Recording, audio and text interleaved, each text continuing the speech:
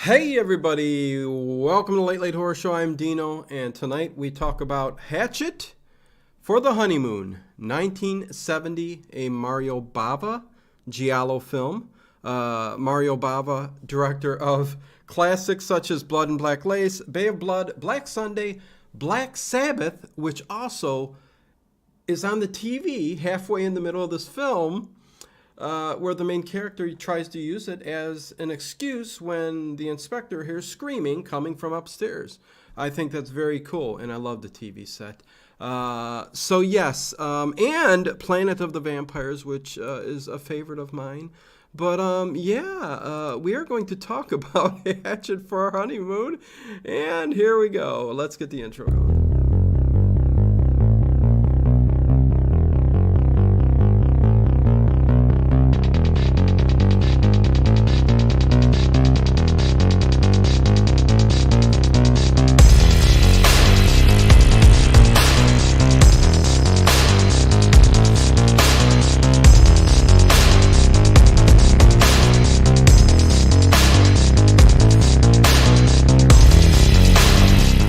Is it just me? Or is it getting crazier out there? Hey everybody, welcome once again. We are going to talk about Hatchet for the Honeymoon 1970, a Mario Bava Giallo film where he kind of flips things in his style, and it's going to be a good conversation. Hello to everybody in the chat. Hello Edward Stewart, what is going on? Becca Tootal, CM, what's going on? Connie Clary. WWM. Good to see each and every one of you guys tonight. This should be fun. It's a movie that this is the reason I'm diving into these Giallo films, because every once in a while you get to see a movie that you're lucky you didn't pass on. This movie is one of those. And again, Mario Bava kind of like flips this up and over. He turns the Giallo genre on its head, so to speak, because this film, unlike others, the killer is revealed right away at the beginning of the film, which allows you, and this is the cool part, which allows you to kind of enter the killer's mind and see what's going on throughout the entire film. So it's very, very cool. And before I get into any of the specifics here, Gerald Lang just started ordering the Arrow Video Giallo Essentials box sets. Very cool. Listen, there are a ton of movies to catch up on and to check out in the Giallo genre. With that said, Ginger is not here. I hope she returns. She's got a lot of work going on. She's busy. She has a new job, and I'm not sure if she's going to be doing this or not anymore. She will let me know, and I hope that she does. So that's all I can say at the moment. There are movies scheduled ahead of time here, and we shall see what the future is. I don't know.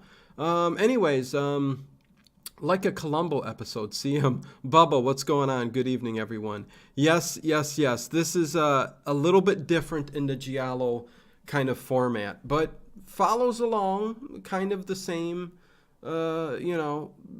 formula, except you're introduced to a character right after the beginning. This also does star John Harrington is the main character. He is the psycho. He's paranoid. He states that in the opening of this film. So very interesting concept of what's going on here. But he is played by Stephen Forsyth, who is a Canadian actor who he's in that art. He does a lot of stuff. He really only acted for like maybe 8-9 years. Didn't do too many films. This is one of them. I think he did a fantastic job in this film. But we also get the character. John Harrington is this fashion house, like a lot of the Giallos, right? A lot of fashion. And I'm trying to look. Is Sir Laurence Olivier in this flick? No! This is real 70s genre movies. So there you go. Anyways, definitely good to see everybody. Hey, Tom. Hey, Tom. What's going on? Hi, Boy Donuts, as always. So John Harrington, played by Stephen Forsythe, who is this... He owns a fashion house. That's it. He's married to Mildred Harrington, who is played by Laura Betty. And it's funny because she actually entered the movie and the script late. So she was kind of forced the hand of Mario Bava because they both wanted to work together and do a film together. So he kind of wrote her in the script.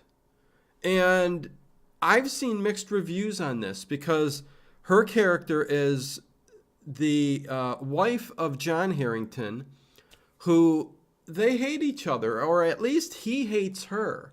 He doesn't like her. He's a serial killer. He's demented. He's paranoid. He's killing victims. When the movie starts right off, he's already got 5 kills. He states them. There's 3 of them that's in the hothouse, which is like a greenhouse, a place where they keep all their plants and stuff like that, which we'll talk about because it's very interesting how the setup is there, and I kind of like it. But he says, yeah, there's 3 buried in the hothouse: Carol, Mary, and Margaret. So we already know that 5 deaths have occurred at the beginning of this film, and 3 are buried in the hothouse. And what comes into play is there's this boiler, well, not a boiler, a heating unit, almost like when you get cremated. They've got this like furnace type thing. It's a metal furnace where he pulls out a bed, like something to lay on, and puts the bodies on there and burns them to ashes, which kind of go towards what Mario Bava did at the introduction of this film, which was kind of a very cool artistic intro where ashes are laid over red and the credits, which are wiped away, and you can clearly see their ashes, which is definitely very, very cool.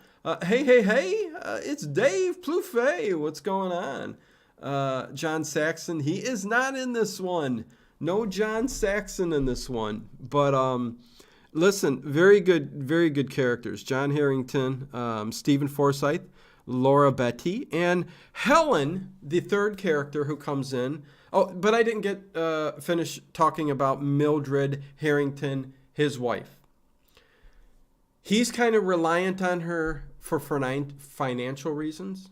And, he was bequeathed his estate and fashion house when his family died, passed it on to him. But he's connected to her for financial reasons, and but hates her to death. And Mario Bava did write her in. A lot of people discussed it made no sense to put her in there, especially how the storyline plays out. But I thought it was pretty cool. Listen, he's basically killing brides. So if you're a model at this fashion house and a guy gets down on one knee and proposes to you, you better not say yes, because you probably will end up dead. That's all I got to say. But rounding out the characters, Helen, who is a model who will come into play a little bit later, is played by Dagmar Lassander. And she's been in they've all been in other Giallo films. We know that. They kind of all rotate with directors, actors, actresses, just how it works. She's beautiful. She's another really good actress and plays the part well. And somewhat of a twist throughout the film. And I will get to talking about the film thoroughly here in a second. But we are also introduced to Inspector Russell, played by Jesus Puente. He's an inspector. I think him and John Harrington play off of each other very well throughout the movie. I think they do a very good job throughout the movie. You would end up dead too if you listen for the music. Dun dun dun. What does that mean? I'm not sure what you mean by it. Wasn't that the premise of the Bela Lugosi classic, The Corpse Vanishes? Dino, no notes. Dino, no notes. CM, what are you talking about? No, Tom. Feels good to be back on a review. Yeah, I'm a little confused there with that. But, yeah, no, he's a bride killer. He's a serial killer who kills brides on before they get married. He's a very handsome man who kind of lures these girls in. And the whole point of this film basically is every time he kills, and he gets an urge to kill all the time, kind of with a flashback of feet going up a step. And it's kind of replaying what happened when he was a child. And I will kind of get into that with some pictures here, just to kind of let you guys kind of flow along with this. But there is also another character, Alice Norton, played by Femi Benusi. She's a beautiful, dark-haired, doe eyes again, always in these movies. I don't know what it is, but she ends up becoming one of the first killed on screen in the movie that we're watching. But yes, definitely good to see everybody here. So let's get started. If you guys look, the movie opens right up with John Harrington in your upper left-hand corner there, coming out of a train car, kind of just oozes out. And as you can see in the lower left-hand side, he has this chain belt, which tripped me out. I'm like going, what the hell is with the chain belt? I know fashions were different in the late 60s, early 70s, but that just was something else. But at the end of the corridor of that train you see there is a little boy, and it's the boy down in the right-hand corner, which I can't remember what I've seen him in before, but I've seen him in something before. Anyways, not very important, although he does play a role in the entirety of the film, because it is his younger self looking back on what happened and what is driving him to kill. And in the upper right-hand corner, you see, and this is how the story is going to be laid out, a model kissing her to-be husband before they get married. And with that, it's kind of how the rest of the movie plays out. You know, the models, they get engaged. He gets the urge to kill, and that kind of spawns into this whole other thing, which there's a ritual, there's a way he does all of this. It's very, very cool. He might be looking for the missing link. Dave Plouffe. I'm joking about Ginger's notes, Dino. I know Ginger had the notes. Yes. She kept me on course, is what she did. When I saw the belt, I chuckled. Yes, Connie. That's the first thing I seen at the very beginning of the movie that kind of like threw me off. I'm just like going, what the hell is with that? But yeah, no, very, very cool. And then we soon get into, well, you know what? Even before this, hold on. I'm jumping the gun. There's a scene after the kill on the train where he's shaving and looking in the mirror, and he's doing kind of a dialogue in his mind where he's saying, "I'm paranoid." He kind of says, "And I don't mind it," but then he's just a wacko. He's a wacko. And we'll find that out in the end. We will find that out in the end. But there's a whole montage of him doing like the sauna. He's he seems like a spoiled man because he's got this heat sauna and then he's sweating. He's got the exercise belt, which I don't think the exercise belt, where it shook, really ever worked.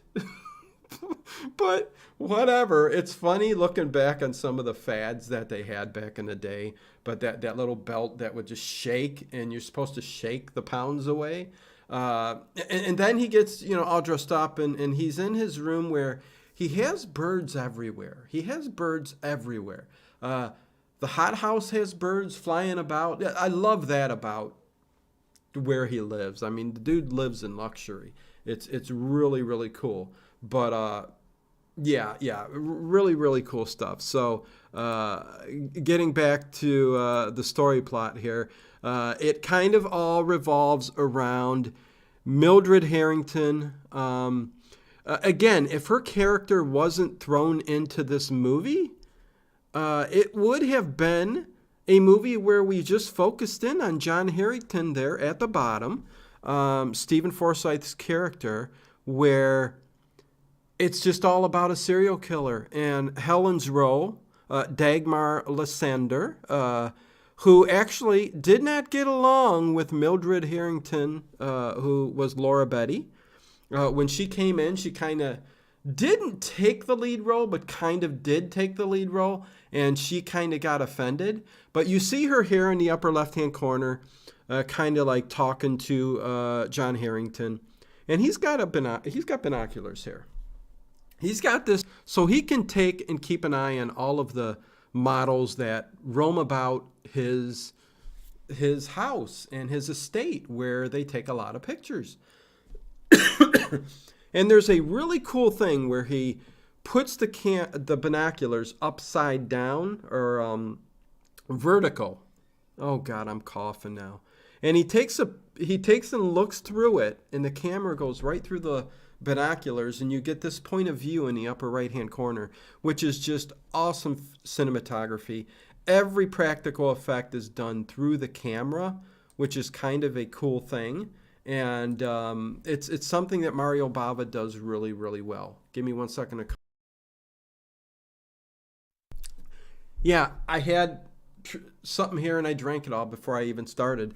Wilson Nightstand, what is going on? Good to see you. Good to see everybody. The Haunting OTR are great. Yes, going to have Sci-Fi Night tonight, X-1.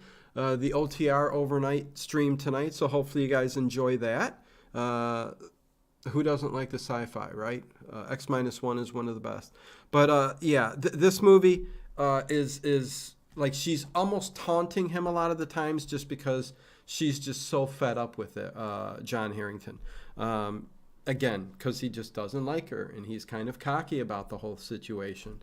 And I guess is always off having affairs and everything like that. So that is what happens. Vicky Alcorn, what is going on? Good to see you. Thanks for stopping in. A little different style tonight because you just get me. So I don't know how long that'll last, but definitely good stuff to talk about. So once we get past the whole Mildred and what's going on there, we get into what is actually going on. What is actually going on? Because we are introduced to a character who is played by Alice Norton in the upper left-hand corner there with the black hair. Like I said, the big doe eyes. You also get a lot of mannequins in this movie. And again, I'm going to show some pictures, and we will concentrate a little bit on that, because mannequins play a big role in this. Again, Mario Bava, Blood and Black Lace, was big on the mannequins and the fashion in that movie. This one, years later, still incorporating somewhat of the mannequins in here. But again, we have Alice Norton up there, played by Femi Benusi. She heads over and and she's going to come into play because she's going to be the first one killed here. It just plain and simple. I'm going through the storyline here, and she ends up being killed. Down below, we are introduced to Helen, played by Dagmar Lysander. She is a young, up-and-coming model, she says, and she just shows up in his office and introduces herself and says, I want to be a model here. And very easily, she kind of convinces him. And, he says, yeah, we'll sign you up for a contract. But what ends up happening is Alice, up in the left-hand corner, tells him that she's getting married. And John Harrington says, just outright says, meet me at my house later tonight, after everybody leaves. So she says, okay, we're going to meet up there, So there's this power that he has over the models. And that is where Inspector Russell has this suspicion of John Harrington because, models are dropping dead as soon as they get engaged. But what was interesting was after, again, he's got this ritual, but he goes up to this room, this big hall, which is beautiful. The entire estate, I think, was some Spanish royalty, something like that. I'll pull that up towards the end after we go through the movie. But the estate itself is just beautiful. And he locks himself in this room that is filled with a lot of mannequins. And they all have different bridal dresses on. And again, like the picture showed on the right-hand side there, it's this weird kind of way he acts towards them. Like, that's what he's loving. Listen, a serial killer, I mean, he's going to have a weird way about him. And he comes up to these mannequins, even before the death of Alice Norton up there. And, he gives them each a kiss on the cheek or lip. And it's just a very creepy vibe. Very creepy vibe. Zardoz, Chris, what's going on? Team Many Martunis, what is going on? Good to see you. Emily, hey, Emily, what are you doing? Good to see you. Definitely good to see you guys here. You're all like family. Yes, everybody is family. Mannequins, dolls, ventriloquist dummies, puppets, all creepy. Yep, CM. And again, mannequins are incorporated in a lot of Giallo films. And mannequins just portray a creepiness. You know what I'm saying? There's just an eerie feeling you get when you look at it. Almost because it's like, in some of them, when they're realistic looking, it's kind of like a corpse, a dead body, like just stoned. It is eerie. It is very creepy. So there's that whole thing, and there's this, which I'll get to a little bit later on. I almost thought of Psycho and Norman Bates' character because, again, with each death that he does and performs, each kill gets him one step closer to the final vision he gets of what happened as a kid that has caused him to do all of this killing. I don't think, and we'll touch on that at the end of this, I don't think the drive, which is, wanting to know what happened, is really consequential to just him having these urges and being a serial killer. Because once we find out in the end what actually happened, in my eyes, I'm like going, okay, well, I think you were born that way. It was always meant that you were just a serial killer who's going to get urges no matter what. But getting back to when he goes into the room with the mannequins and everything, there's this long hutch. Okay, really cool. Listen. Antiques everywhere, and they had access to furniture. Even the bed that he sleeps on in here was used on the set of Black Sabbath, the movie with Boris Karloff, done by Mario Bava. But he hides the butcher knife in this room with all of the mannequins and all the bride gowns. he hides it in that room. So he would go underneath, pull it out. Thus, there you go. Then that moves us straight to, let's see. I like the movie Mannequin. Vicky Alcorn, yes. John Cusack. Joan Cusack, yes. Sean Blue, what's up? Good to see you, Sean. Definitely good to see everybody. So that leads us to that leads us to this scene here where, again, I just talked about this. This is kind of in the upper left-hand corner, the entire room where all of the mannequins are and their wardrobe and all of that. And to the right, the cleaver that he pulls out from the lower left-hand corner for each kill. And then we move straight into, after that scene where he's in that room, to Mildred, who is going to perform a seance, okay?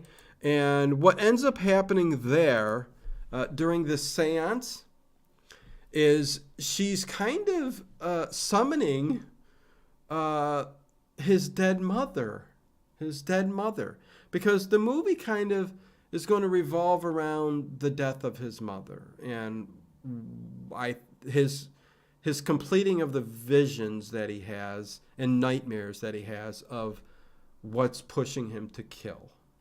So Mildred has the seance, and she starts hollering, Johnny, Johnny, Johnny, as if her mother is calling out for her son. And she does this whole thing. He kind of gets upset and ends it right there. And then the next thing you know, you're introduced to the hot house. The hot house is where there's all kinds of beautiful flowers. It's basically a greenhouse, but inside of a house. If you were a millionaire and you were able to have a hot house, this is what it would look like. And Inspector comes in, starts talking about the three young women. Again, a little confused at how he knows why three? Because they mentioned at the beginning of the film there's 5 women who have gone missing and are presumably dead. But John Harrington spoke, 3 are buried in the hot house. And Inspector comes and starts to talk to him about exactly that, about 3 young women who have died. And it's interesting that the conversation goes that way. And there's that little kind of like back and forth between them the entire movie where he's just, okay, I know something's up, but let me put all the pieces together and we'll get you in the end. That's kind of what's going on there. Let's see. Everybody's saying Adam for Christ. Hey, Adam for Christ, what's going on? Good to see you. Yes, talking about the movie. Trying to keep up with the chat here. Same with his mother in Maniac. Yepers, Edward Stewart. Always good facts when you're in the chat, Edward. Always good stuff. If I did miss anybody in the chat, sorry. Yes, but he married the wrong gal, the Late Late Horror Show. Too many martinis. He had no choice in this film. If you're talking about this film, he had no choice in marrying Mildred because she kind of controlled the financial side of things, kind of. Even though he had the estate and the fashion house, she mentions that it's in, it's bad debt and all kinds of other stuff. So it is what it is. But moving on to where this takes us, not here, of course, but here we go to Alice, the first victim who will end up being killed here, Alice Norton, a beautiful model up in the left-hand corner who gets lured after everybody leaves the fashion house, as you see there. He tells her to pick out a gown. Pick out a gown. And it's funny that when he comes up to her, he just kisses her on the lips and she's fine. I do love that there's plenty of models in here too, and you know, when they're taking photographs on the estate, you know, it's pretty cool. It's pretty cool. But again, the upper middle there, from a beautiful angle, Mario Bava just does a beautiful job at doing that. But you see, in the middle, down at the middle, he gets that cleaver out, and he ends up killing her with her nightgown on, which is usually the case, I believe, for every victim, and takes her down to the hothouse. And there is the furnace that you see on the lower right-hand side, where this furnace in this hothouse, listen, I don't know if this is the case, really, for all hothouses over there in Europe or furnaces that way. The Burbs had a furnace, and I remember in The Burbs, Tom Hanks movie, the Klopeks lived next door, and all of the there would be a lot of noise at night where a furnace would go on, and when he eventually went in there, he would look at the furnace and go, is the furnace supposed to go up to like 3,000 degrees or whatever it said at the time? But this furnace in this hothouse, I think he put it at like around 400 degrees, I guess, to burn them to ashes. But it actually said and went up to like close to 1,000 degrees. And I'm like going, is that for real? Is there really a furnace in hothouses that will go that high? I mean, that was a little crazy. I don't know. It could have been just something they put in a movie. It's the beginning of the 70s. Nice-looking models with breasts were a must to draw the teenage boy crowd in. LOL. Chris says, yes, yes. And again, there's a beauty and a style to each decade. I don't know. There's, you know, I think people's look changed each decade and lended to a certain style and a certain beauty for each decade that I love. I mean, it's just, yeah, it is what it is. Mildred gets the witchcraft. That's why he messed up. Oh, too many martinis. I'll get to it. Yeah, I'll get to it. Hold on. Not in hot houses. 1,000 is a kiln for ceramics. 2,000 is cremation level. Yeah, see? That's what I was wondering. So, you know, something you overlook. But the furnace in there did say go up to close to 1,000. And I'm like going, that's just a little too hot, you know. But again, when he kills Alice, he gets a little bit more. Like he sees his mother falling down to the ground this time. A blurry image of his mother falling to the ground, hollering out, Johnny, Johnny. So something's going on there. Mother is dying. During each of these incidents, he kind of sees his younger self around 10 years old, somewhere around there, which is very creepy. Definitely very creepy. Most of them are fantastic models as well. You know, I do think that's probably a given. But, yeah, and then moving on. We come up to... yeah, this is where we get really, really wild here. we get really, really wild. And let me talk about this because there's a discussion between Mildred at the table for breakfast the next morning after Alice's death. And, you know, I think he is just fed up. And she says that she's going out of town, okay? She's going out to meet family, and she won't be back for a week. And she pushes it on him that I won't be back for a week, so go ahead and have your flings. I know you're going to. Go do what you're going to do. And he does meet up with Helen. He meets up with Helen. There is kind of this, and it's for a reason, but Helen, who is the model who kind of forced herself in the business for a reason, ends up kind of pushing herself a bit on John Harrington, his character. And it's, you know, she's trying to She's trying to make a point. She's trying to get to him. But you don't really listen. I was caught off guard at the end. That's all I'll say.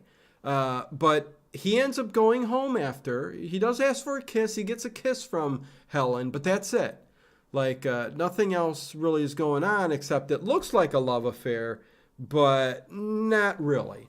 And this is where he gets home and just goes and gets a drink. And I think, again, there's a J&B scotch on the table behind the other bottles of booze. But nevertheless, he sits down, turns on the TV, and it's a cool looking set from whatever, an Italian set, I'm guessing. Not in, okay, let's see, Wild and Crazy Guys, Some Like It Hot. Hey, Dave, that's true. I like the ceramics. Hey, listen, I certainly hope you enjoy this kind of discussion on Hatchet for the Honeymoon. Please give it a thumbs up. I haven't said that yet. Give the stream a thumbs up, please. Check out the description below for everything, as always. And yeah, so he comes home. He turns on the TV. And what's playing? Mario Bava's Black Sabbath with Boris Karloff. And it's just playing. So he turns it off because he looks up the steps, and it's a very quick glimpse of what he sees upstairs.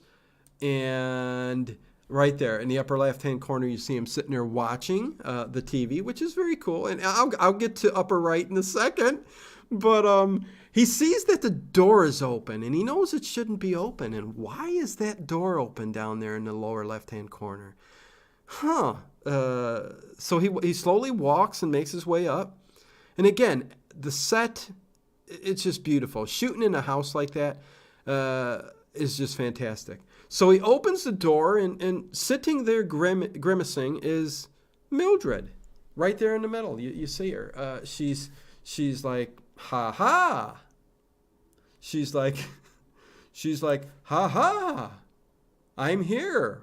And you thought I would let you be alone here for a week.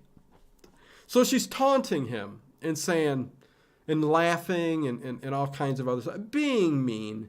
But listen, they're both in a relationship they shouldn't be in. So that is exactly what you got going on here. So much so that he ends up going in the bathroom, turning on the faucet, and trying to get out of this killing feeling, this urge that he wants to kill her. He just wants out of that. So turns the faucet on real loud, comes back out, and kind of is teasing her with rubbing her cheek and caressing her.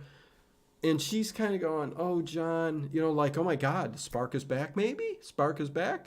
But slowly, while she's doing that, he kind of slips over, and he ends up getting wait, hold on. Okay, here we go. He ends up getting the cleaver over there, the hatchet. I don't know why they call it a hatchet. It's more of a meat cleaver. You know what I'm saying? it's a butcher's knife. But hatchet is fine. Hatchet. I know it went by another weird name, but nevertheless. So this hatchet is sitting there on a silver platter. She's looking at it. She doesn't run away.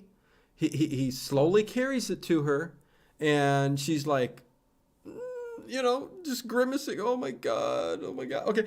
And she does end up running out into the hallway. Okay. So she does make it there. She makes it into the hallway, but he runs out, and I guess he had enough time to put on lipstick, and throwing on the bridal headpiece is fine. I can see that. That's quick enough. But there's something going on here. Look at how crazy he looks. This is what gave me the Norman Bates kind of vibe. It's like, what the hell are you doing? What the heck is going on here? Why are you dressed up kind of like, I'm thinking like your mother, because she died on her wedding, not her wedding night, but the night before. She had it kind of on, but some people also say that it has to do with their marriage, Mildred and John's marriage, and just not being cohesive, and how much anger and hurt is there and pain, that he's going to throw on the bridal headpiece and lipstick. I guess he needed the lipstick. And he was going to run after her that way and kill her. Listen, I think it's not that. I think it's more of the crazy side of his paranoia, and he's got some kind of demented thought process going on with his mother. Thus, he needs to put on and be like that with this kill in particular. It's the only one he really does it to. So either way, you can take it both ways. I mean, it is what it is. Lark Bark, what is going on? Good to see you. Let me catch up real quick with the chat. Well, everyone needs a good shade. That's all it is, a meat cleaver. I have one at home. It's my dad's. I know, Connie. But the title of the movie is Hatchet for the Honeymoon. It could be called a hatchet, maybe in other countries. I didn't dive deep into why it's called Hatchet when every single kill is with that same meat cleaver. You can't call it meat cleaver for the honeymoon. You could, but Hatchet for the Honeymoon sounds pretty good. It's also called A Hatchet for the Honeymoon, or it was goofed up and 4 was left out and they put A Hatchet. No, A Hatchet for the... Anyways, getting out. Still talking ceramics, huh, Edward? About a watch ceramic. Okay, mama issues. Yes, definitely. Hey, Ian Sharp, what's going on? No Mike Barrett tonight, huh? No Mike Barrett? Okay. Are you out there, Mike? Did you enjoy this one? Because I tell you what, this one I enjoyed. And I was saying before that there are movies like this where, listen, you go to Mario Bava, you're pretty much going to get something okay or pretty much great if you're talking Planet of Vampires, right, Dave? Dave loves Planet of Vampires. But yeah, he ends up taking Mildred after he kills her. Well, no, something else happens first, okay? So as he kills, and this is interesting, very, very cool sequence of events happens here. When he comes out with the meat cleaver in his whatever he's got going on, Norman Bates type thing, he whacks her to death. He's like Lizzie Borden, man. He's giving her whack after whack after whack on the back, on the back, on the back. And she ends up falling on the steps right above the entryway, okay, where the inspector's knocking on the door, pounding on the door, pounding on the door. And he's got Alice's husband with him. So they came there particularly to say, is Alice here? Is Alice here? That's because her husband's real worried about that because she's missing. And they also heard a scream on the TV. Well, John says it's on the TV, but the inspector later on will say, I checked with the studio, okay? And as that movie was playing at that particular time, this inspector's good. This inspector's good. At this particular time, there was no screen prior to me coming into that house. So you lied. So there must have been a scream in that house. But, again, they're trying to frame him up in a particular way, which I'm getting to. And then what ends up happening is he takes Mildred's body, takes it to the hothouse, and buries it. Buries it in the ground, okay? Thinking that's good enough for Mildred. Why he burns some and doesn't the other ones, I don't know. But here we go with all of those scenes that I just mentioned, where she is laying up on the steps, up at the upper steps. You see that there. And I guess I put that twice. And then at the lower, you got Alice's husband, the inspector, coming in as that's happening. Him burying her in the hothouse.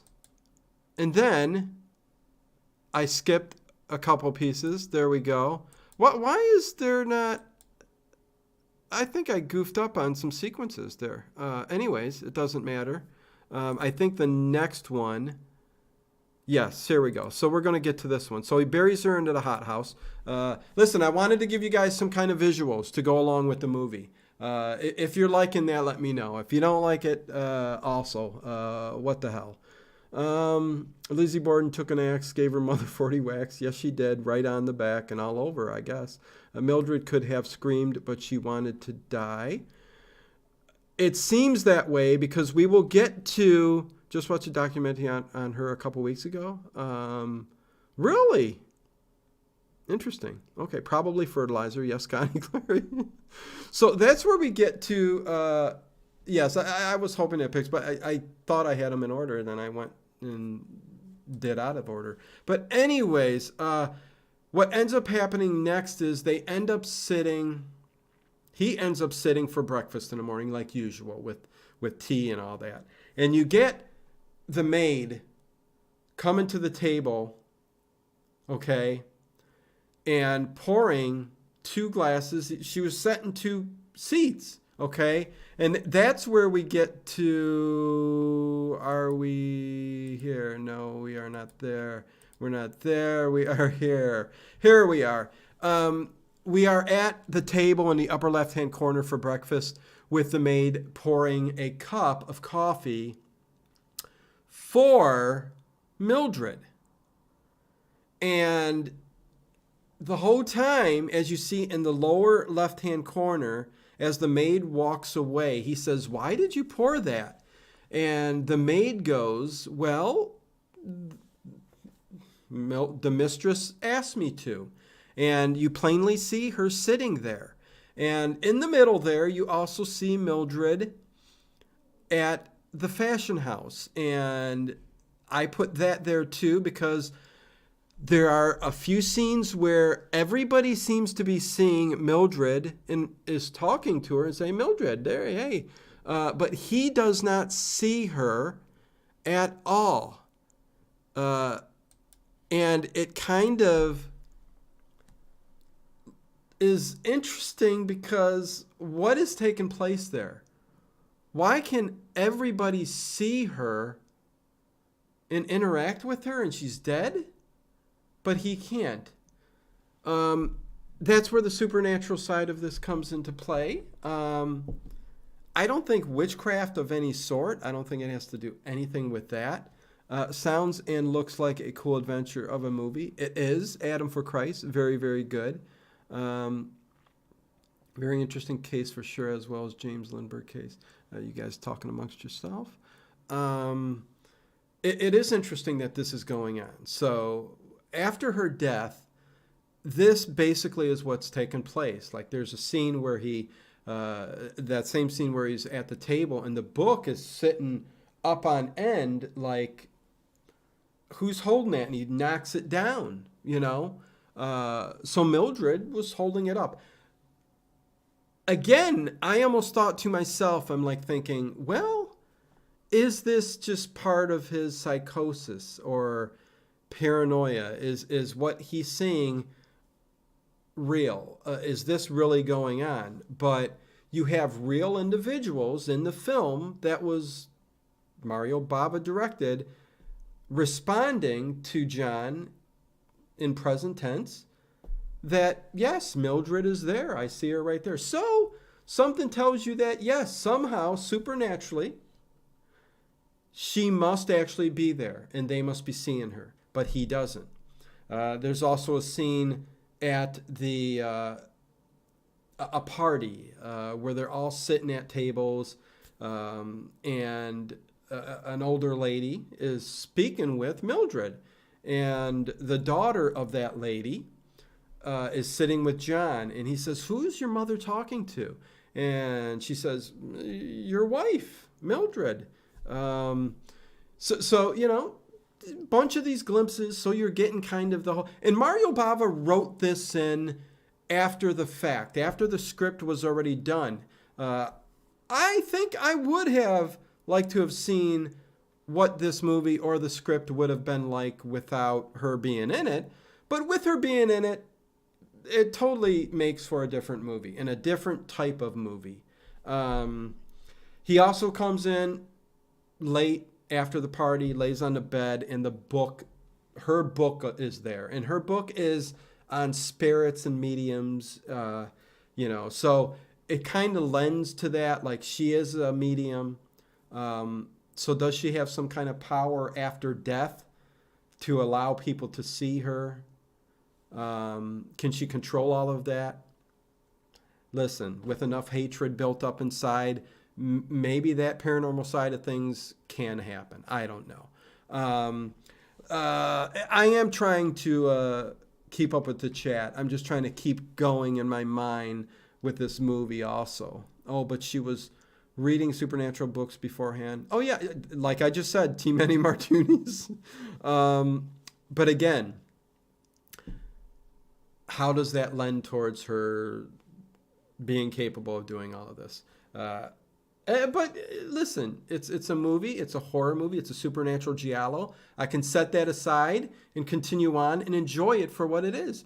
Can I also say that the character of John Harrington, Stephen Forsyth, if you look him up, or let me put that picture back up on the screen again. If you look at him, it doesn't so much there, but maybe in the middle picture, you can see he looks like David Hasselhoff. The entire time I'm like, this is Knight Rider. This is Knight Rider. I'm kind of seeing Knight Rider, David Hasselhoff, Michael Knight, kind of, doing a movie, a Giallo movie. So it is what it is. But after this, he's seeing her and seeing her and seeing her. He thinks, you know what? I'm going to dig your body up after this bad nightmare that he had, because she shows up there too, and she basically tells him, people are going to see me, but I'm going to haunt you, basically. So he digs her up, puts her in the furnace, cremates her. He cremates her and he puts her in a bag that you see right there, cremating her with this machine you see up in the right-hand corner in a hothouse, which, again, it goes pretty darn high. But lower right-hand corner there, you see just this like satchel, this bag, leather bag where he threw all the ashes in. And he's kind of being a little wacky with, saying, well, I've got you with me at all times now. There's no way you can do what you're doing and show people yourself. So this is his thought process. I burned you. I got the ashes here so you can try and do what you want, but it's not going to work. But lo and behold, it's going to work anyways, because he takes the bag with him. He takes the bag with him to a nightclub. And the nightclub scene, I wish I could show a video, but I'm not even giving it a chance. I'm not showing no video on YouTube because YouTube's too crazy. But the nightclub scene, 70s dance club, just think of it. The dancing, how they go about in their dress, the way they're dressed. Listen, a bunch of beautiful girls, some guys up on there doing their wacky thing. It's kind of cool. I love it. I love seeing stuff from the past and how things have changed. But he sits down and he puts the bag right next to him in the seat. And the bartender comes over as you see everybody dancing in the background. It's very cool. And he says, well, basically the bartender stands up and says, she'll have a martini and you'll have whatever drink he had at the time. And he kind of like, what? And he looks over, and, so evidently people are still seeing her.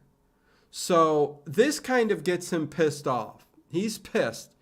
You're still sticking around even after I burned you to ashes? Unbelievable. So he rushes out of the club, or he gets thrown out of the club because he tries to hit on this dancer, this beautiful dancer who looks at him real quick, and as she's walking by, he grabs her, and he's telling her basically, why don't you come home to my house tonight? And she goes, listen, you got a woman right there. What's wrong with you? And basically slaps her. The nightclub owners take and toss him out, and he runs as quick as possible to the bridge, a bridge that you see here in the lower left-hand corner. Like there's the bag that he's got with the drink for Mildred. And he throws it off into the river.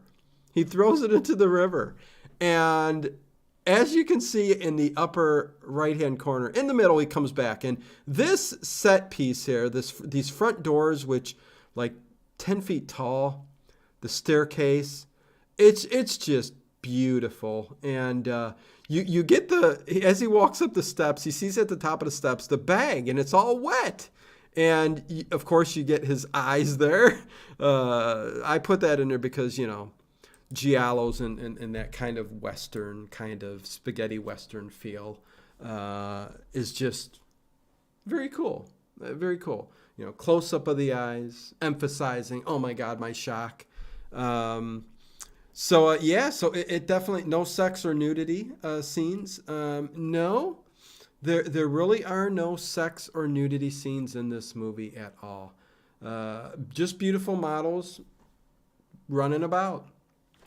So his next step is going to be to take that bag of ashes, and he's going to run out to the river again. And this time, he's going to throw the ashes in the water so it gets dispersed. So the ashes of Mildred get dispersed. He's hoping this way it's gone, okay?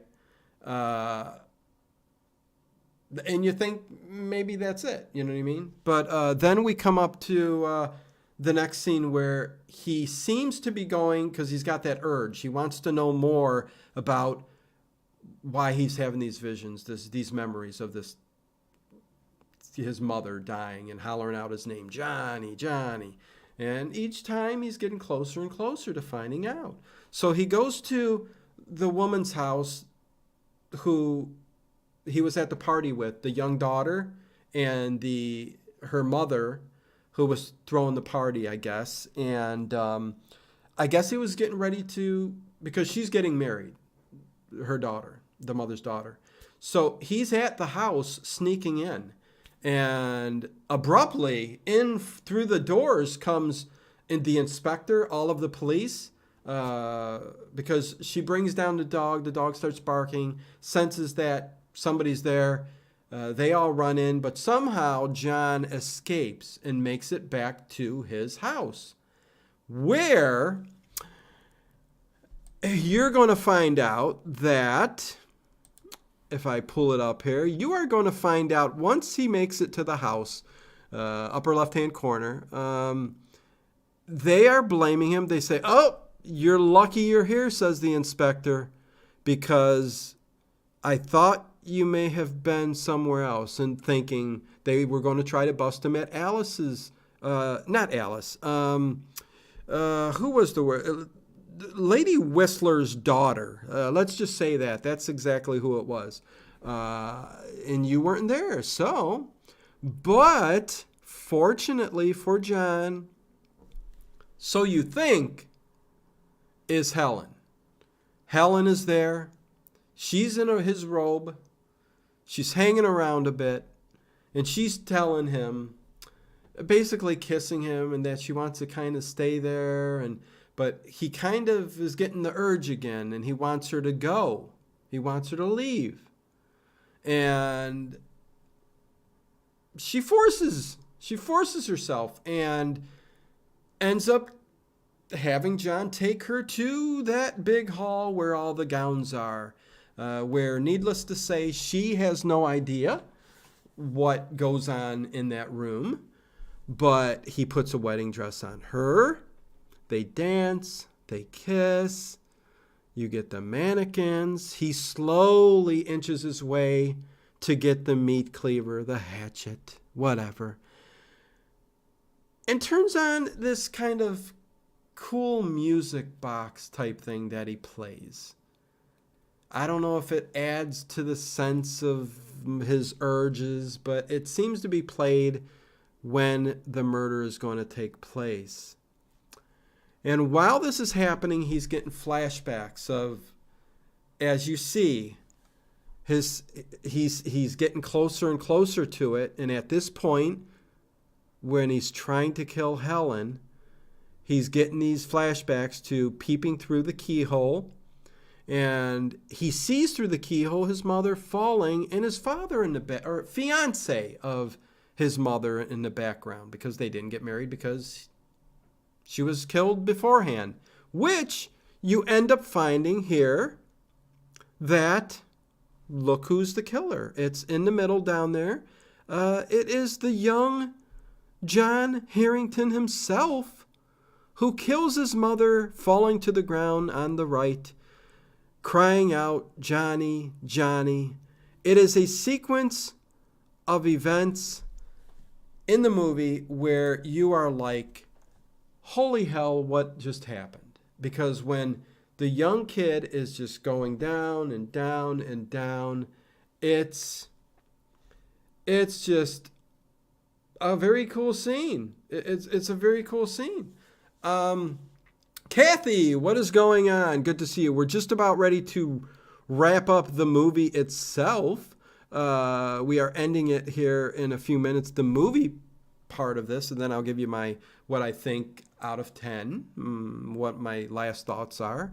And so good to see you, Kathy. Again, who knows how the streams are going to go in the future? Something tells me I'm not sure Ginger is going to be able to do it because of work and other things, but I would hope Ginger can come back and do some of these with me. If not, I will be looking to see if I can get somebody to join in.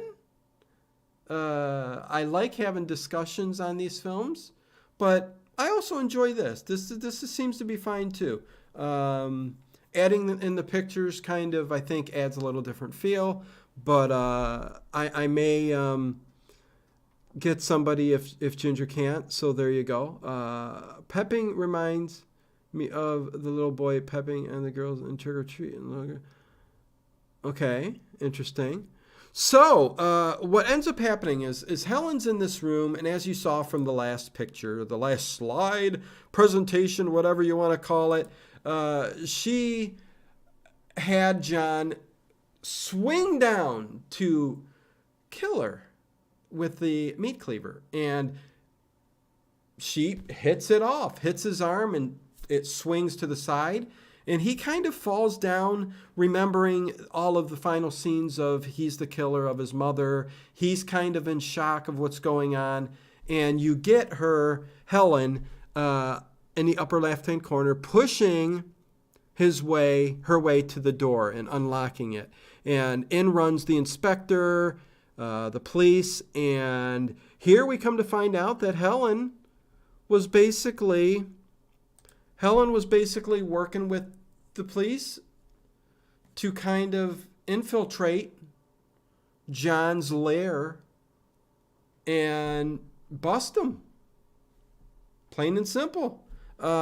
Which she does. And thank God she didn't get killed in the process. But what ends up happening is they bring him down, as you can see. They bring him down and out through the house as he gives a last word to Helen, who is already dressed up, which is strange. I don't got a picture here showing that, but she's already dressed with like a kind of a shorter hair. And I listen, it's a little weird, little odd, but puts him in the back of the paddy wagon, which is what this is in the lower left-hand corner. It's the paddy wagon. Taking the loon away from, all of these kills, which I do believe added up to 5, 6, 7, 8 kills in total for kill count. I could be wrong, though, because there were some misrepresentation of numbers at the beginning of the film. But as he's in the back of the paddy wagon, I like to call it that, the paddy wagon, the police officers who's there with him, for some reason, have the bag with them, and they put it up next to him, and he looks at it, and then he looks again, and he sees none other than Mildred sitting there, and she tells him, Mildred says, now nobody can see me, but you can see me, and you are going to continue to see me in the insane asylum where they're going to put you, and in hell where you're going to be, and I am going to haunt you forever. And it ends there with him trying to get out, and you see the movie end with the music playing and a young John sitting there looking down, looking at the camera in a very eerie, creepy way. And it ends right there with the young John Harrington kind of just staring at the camera, and no closure. He's going to have to deal with eternity with Mildred. And, it's kind of a creepy way to end it. Love it. I'll haunt you forever, says Kathy. Yes. The old switcheroo. Yes.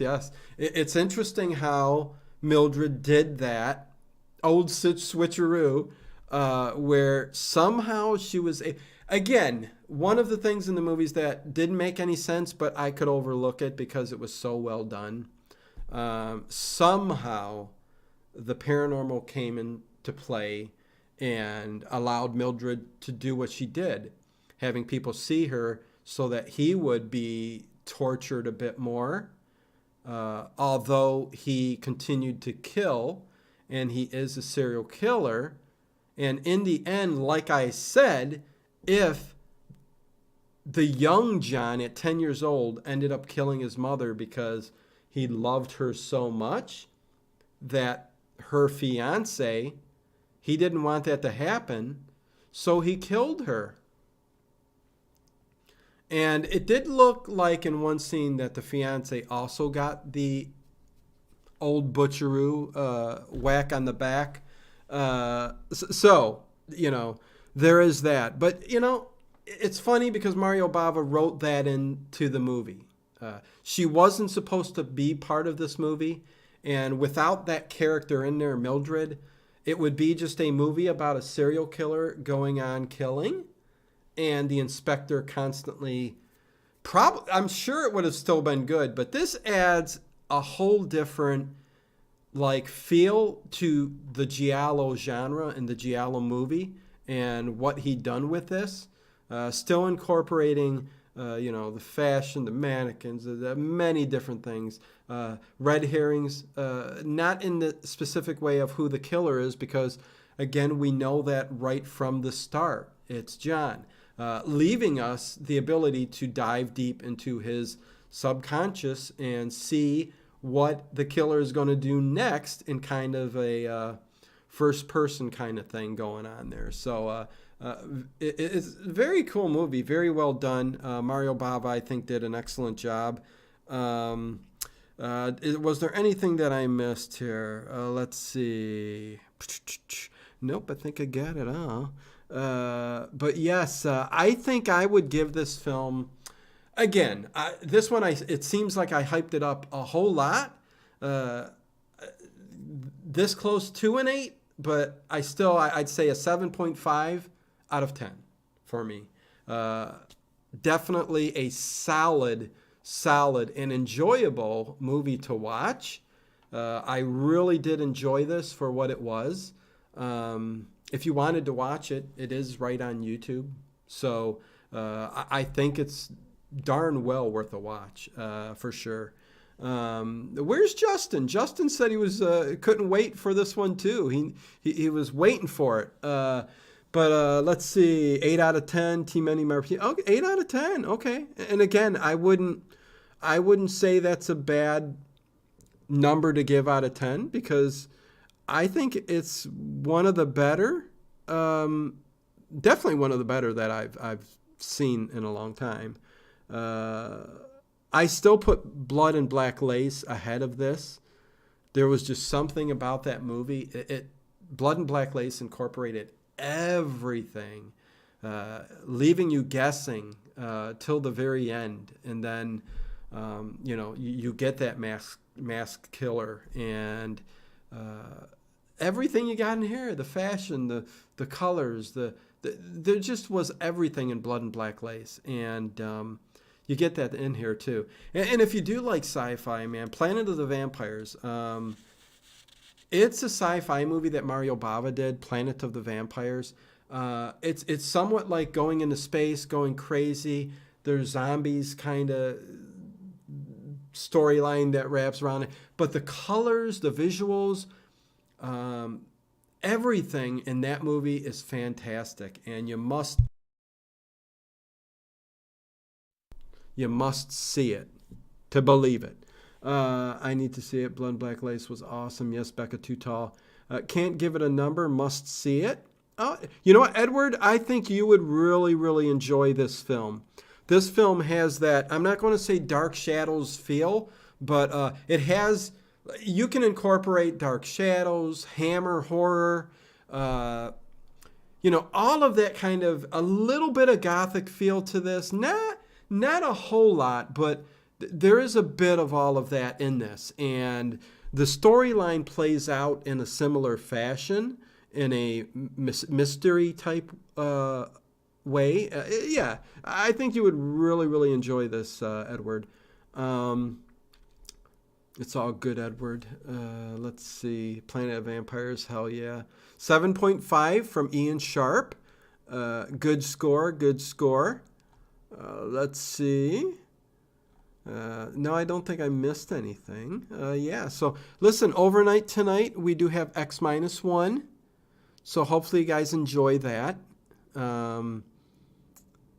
It's a little bit of sci-fi for a change, right? I'm glad Kathy, she did enjoy, and I think Edward, and I think some people enjoyed the campfire tales, the way I put that together. It was kind of like, they're kind of like audiobooks told with slow music. I kind of want to incorporate a little bit of even rain in the background while the story's going on. Kind of set kind of a different kind of moody atmosphere.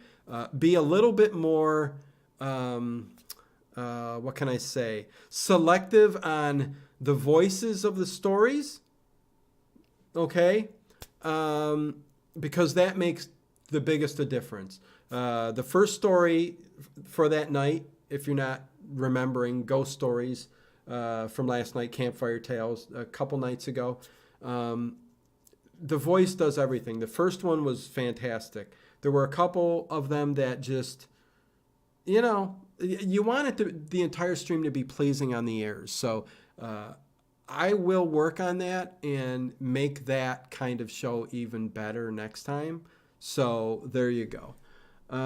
Cool. Have a nice night, everyone. Talk to you later. Too many martinis. CM, thank you, Dino and mods. I have peace. Yes. I will let everybody go. It is 9:14. Hit the thumbs up on the way out. Subscribe if you haven't. Movie night this week. It's looking like Fade to Black, I think. I have to look back on the poll on Patreon and the channel memberships. But movie nights every Friday at 8 p.m. Eastern Time. If you're into that kind of hanging out on Discord kind of thing, it is fun. always. So, with that said, The Frontier Gentleman. Have you ever done The Frontier Gentleman, a Western that follows a storyline of British reporter in the Old West? You talking to me, Zardoz? I've never covered Western films on here. I don't think even me and Ted ever tackled it in the past. But yeah, listen, I'm not going to say I wouldn't throw a review like that in, but we'll see what the future holds here. With I'll still be talking movies every Wednesday and Sunday. Just depends with who and if Ginger's able to come back and get on here. If she's able to.